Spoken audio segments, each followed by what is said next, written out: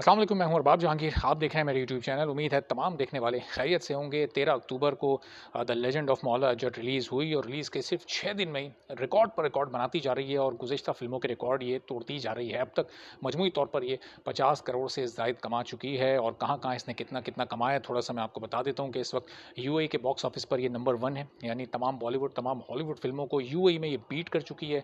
अगर हम बात करें जनाब शुमाली अमेरिका की और इसके साथ कनाडा की, तो इन दोनों मुल्कों में ये मिला के $5 लाख अब तक कमा चुकी है। $5 लाख का मतलब ये है कि तकरीबन कोई 11 सवा 11 करोड़ के आसपास इसने सिर्फ इन 2 मुल्कों से कमा लिया। तो आप सोचो कि बाकी मुल्कों में इसकी कमाई का क्या लेवल होगा। और ज़ाहिर है 2 दिन बाद एक और वीकेंड आ रहा है, तो वो वीकेंड एक बार फिर इसको नया बूस्ट देगा और फिर उस वीकेंड की कमाई को मिलाकर ये बहुत करीब पहुँच जाएगी, चूँकि सिर्फ 6 दिन में 50 करोड़ पे पहुँच गई है।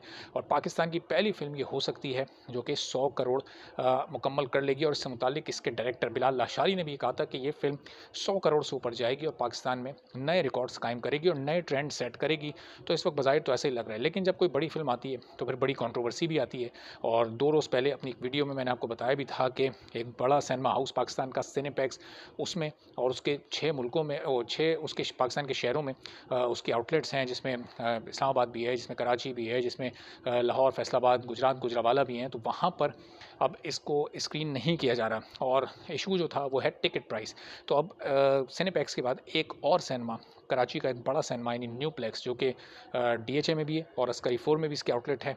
डीएचए और अस्करी 4 दोनों आउटलेट्स न्यूप्लेक्स की the legend of Maula Jatt को स्क्रीन नहीं कर रहे। इशू एक बार फिर वही है, टिकट प्राइस है। यहाँ का जो एक नॉर्मल टिकट प्राइस है वो 900 रुपये का है और इस फिल्म के टिकट प्राइस पर एक नुक्ते पर मुत्तफ़िक़ ये जो फिल्म के प्रोड्यूसर्स हैं, डिस्ट्रीब्यूटर्स हैं और सिनेमा ओनर्स हैं वो नहीं हो पा रहे। अच्छा, एट्रियम मॉल में जो लोग इस फिल्म को देख रहे हैं, एट्रियम भी कराची और इस्लामाबाद दोनों जगह पर है, तो उसमें जो इसका टिकट है वो 2D में, वो ज़ाहिर है क्योंकि 2D पाकिस्तानी फिल्म है, इसमें 3D की तो ज़रूरत होती नहीं। तो उर्दू सबटाइटल्स के साथ इसका टिकट 750 रुपये में आपको अवेलेबल है। तो वहाँ आप 750 में देख सकते हैं। तो न्यूप्लेक्स और सिनेपैक्स की जो मीटिंग है, जो मुज़ाकरात हैं, जो उनके डायलॉग हैं, वो अभी तक फ़िल्म के प्रोड्यूसर्स और डिस्ट्रीब्यूटर्स के साथ फ़ाइनल नहीं हो सके।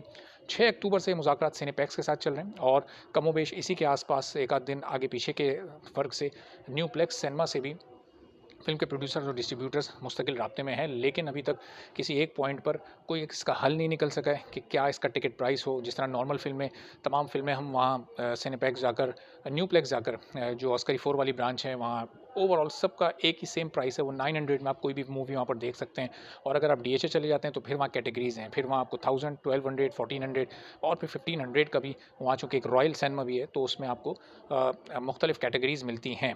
तो जनाब, अब जब एट्रियम मॉल में ये फ़िल्म दिखाई जा रही है 750 रुपये में, तो फिर सिनेपैक्स और जो न्यूप्लेक्स हैं यहाँ पर क्यों प्राइस को हाई किया जाए, क्यों इससे ज़्यादा कीमत देकर लोग यहाँ पर देखें।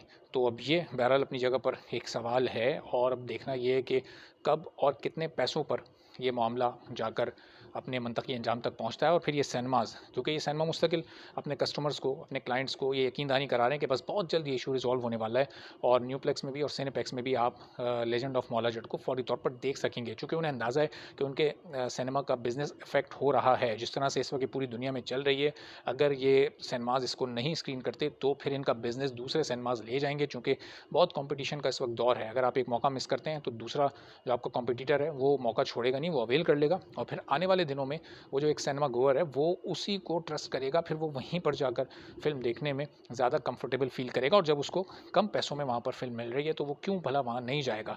तो एट्रियम और इन सिनेमाज़ का जो एक टिकट का जो प्राइस का डिफरेंस है वो सबके सामने है।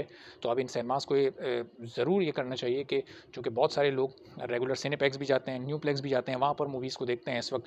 वहाँ पर जितनी भी मूवीज़ लगी हुई हैं लॉलीवुड की, पाकिस्तानी मूवीज़ और हॉलीवुड की फ़िल्म्स, वहाँ पर वो तमाम इस वक्त उनका बिज़नेस भी बहुत अफेक्ट हुआ है, चूँकि लोग मौला जट की तरफ बहुत ज़्यादा जा रहे हैं। और अभी आने वाले दिनों में 11 नवंबर तक कोई इस तरह की कोई बड़े बैनर की फ़िल्म भी नहीं आ रही जिसमें कोई बड़ी ह्यूज स्टार कास्ट हो, बड़ी पॉपुलर उसमें कोई डायरेक्शन की टीम हो। तो इसलिए अभी बहुत बड़ा स्पेस है मौला जट के पास बिज़नेस करने का और इन तमाम सिनेमा ओनर्स के पास इस बिज़नेस को सिक्योर करने का। लेकिन अब देखना ये है कि कितनी इंटेलिजेंस का मुज़ाहरा इस वक्त ये सिनेमा ओनर्स करते हैं और कितनी जल्दी इस डायलॉग को कामयाब करते हैं जो कि इस वक्त उनके फ़िल्म के प्रोड्यूसर्स और डिस्ट्रीब्यूटर्स के साथ जारी है और फ़िल्म के प्रोड्यूसर्स और डिस्ट्रीब्यूटर्स भी किस हद तक फ्लेक्सिबिलिटी का मुज़ाहरा करते हैं, क्योंकि ये फ़िल्म उनकी है, ये फ़िल्म वो ओन करते हैं। फ़िल्म की स्टार कास्ट भी ये चाहती है कि फ़िल्म बड़ा बिज़नेस करे, तमाम सिनेमाज़ में इसको देखा जाए।